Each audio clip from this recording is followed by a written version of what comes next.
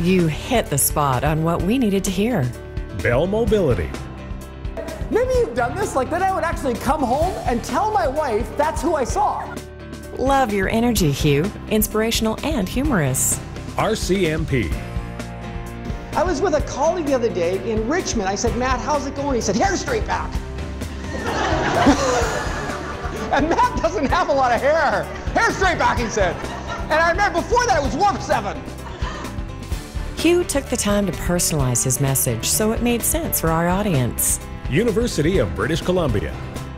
Accurate thinking is a great way to get real about a situation. Your energy, passion, key messages, and flexibility made it a success. Tell us.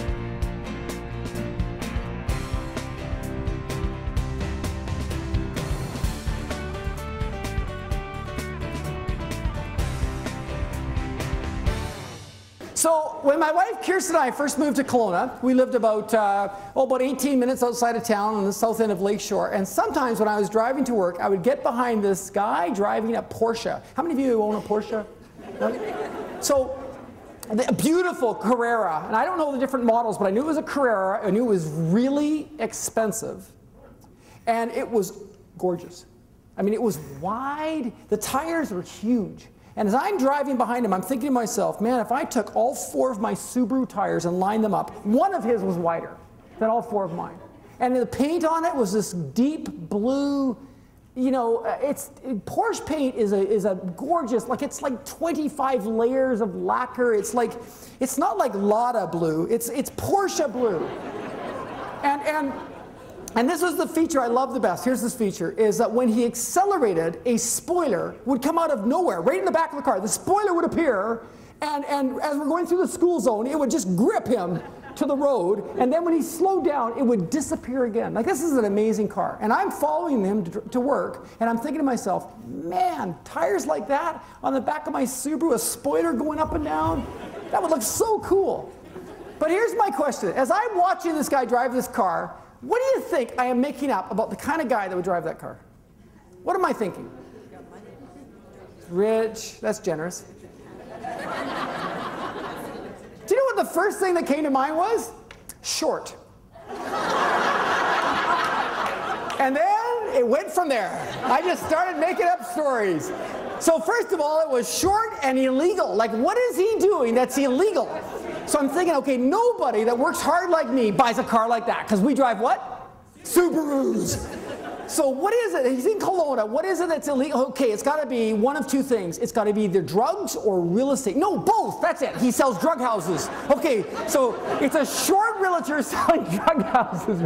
And maybe you've done this. Like, then I would actually come home and tell my wife that's who I saw. Oh yeah, I saw that short realtor again. You know, the guy with the Porsche, as if I know him. And then one day, an amazing miracle happens. And I'm going home on my mountain bike, and I come to this 4-way intersection. I stop, and I'm waiting for the traffic to clear. And I look across.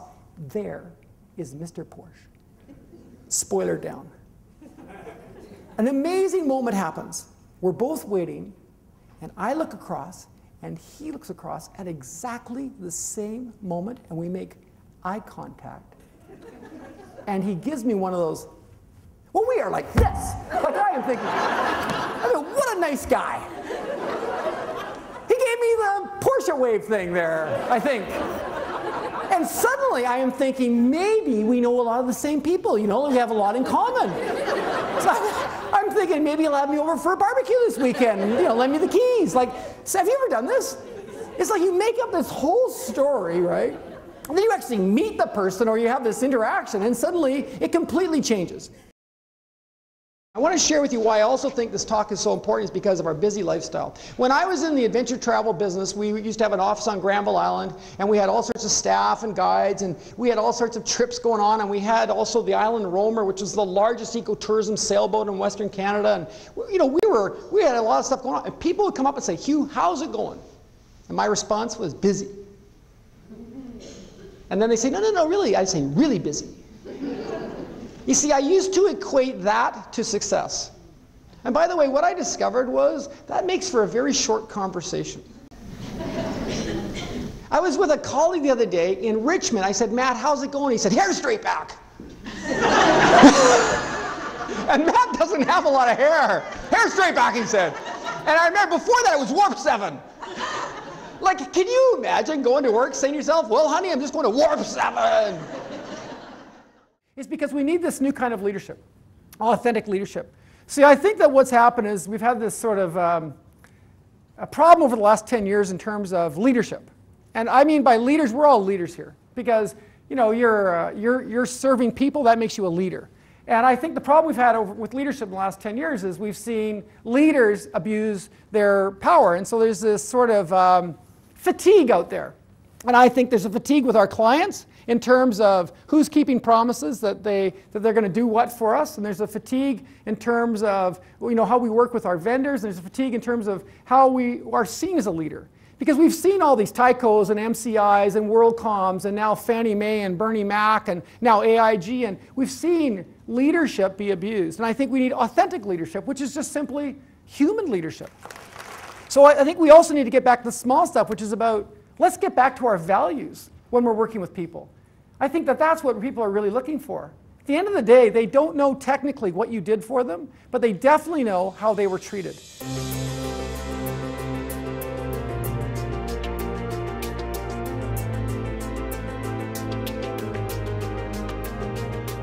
The greatest feedback that I've ever gotten is from clients that tell me that they love the blend of humor and content. What I want is that the audience is saying to themselves, this is good, this is meaningful to me, I can use this. And at the same time, I want them to enjoy themselves. I mean, if they're not having a good time, then they're not going to be learning. And if they're not learning, then really I'm not making a difference. What I try to do is find out really what is going on in the industry, and in particular what's going on with this client group. And I telephone and interview delegates, and I talk to the conference organizers, and really give a lot of thought to how can I be relevant. And not only that, how can I be relevant in the first 3 minutes? And to me, at the end of the day, I want to be able to go up to each delegate and be able to ask them, so what's one thing? So what's the one thing that you're going to do differently? And that they should be able to tell me something that's specific and that's meaningful and relevant to them. To me, that's the greatest payoff of all. 3, 2, 1, go!